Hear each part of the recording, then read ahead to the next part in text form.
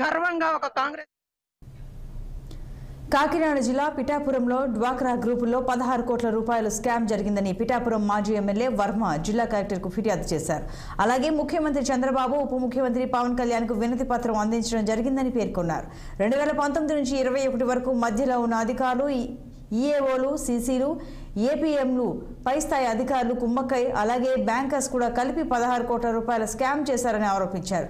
డ్వాక్రా సంఘాలకు సంబంధించి ఎక్కడ సంతకాలు పెట్టలేదని, ఫోర్జరీ సంతకాలు చేసి మమ్మల్ని నట్టేట ముంచారని తమకు న్యాయం చేయాలని బాధితులు వేడుకుంటున్నారు. బి కొత్తూరు గ్రామంలో, అదేవిధంగా లక్ష్మీనరసాపురం, కోలంక, మిగిలిన గ్రామాల్లో డ్వాక్రా గ్రూపుల్లో 16 కోట్ల రూపాయలు స్కామ్ జరిగింది. దీని మీద గౌరవ ముఖ్యమంత్రి చంద్రబాబు నాయుడు గారికి, డిప్యూటీ సీఎం గారికి, మంత్రి గారికి కూడా రిప్రజెంటేషన్ ఇవ్వడం జరిగింది. ఎంక్వైరీ వచ్చింది.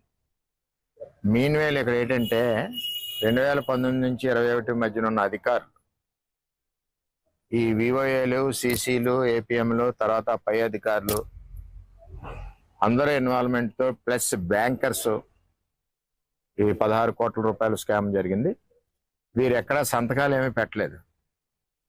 అంచేత ఇప్పుడు వీళ్ళందరికీ కూడా మొన్నటి వరకు బ్యాంక్ నోటీసులు వచ్చినాయి, ఇప్పుడు కోర్టు నోటీసులు వచ్చినాయి. మహిళలందరూ కూడా రోజుకి ఏదో పనికి వెళ్ళకపోతే పొట్టగడని పరిస్థితిలో ఉన్నారు. వీళ్ళందరూ భయభ్రాంతులు ఈవేళ ఆఫీస్కి వస్తే నేను గౌరవ కలెక్టర్ గారి దగ్గర తీసుకొచ్చి ఈ విషయాలన్నీ తెలియజేశాం. ఆయన కూడా కూలంకషంగా ఎంక్వైరీ చేసి ఈ కనెక్టెడ్ పర్సన్స్ అందరిని కూడా అరెస్ట్ చేసి అది కూడా ఒక అడిషనల్ ఎస్పీ గారి ఆధ్వర్యంలో ఎంక్వైరీ చేయిస్తానని చెప్పి కలెక్టర్ గారు తెలియజేశారు.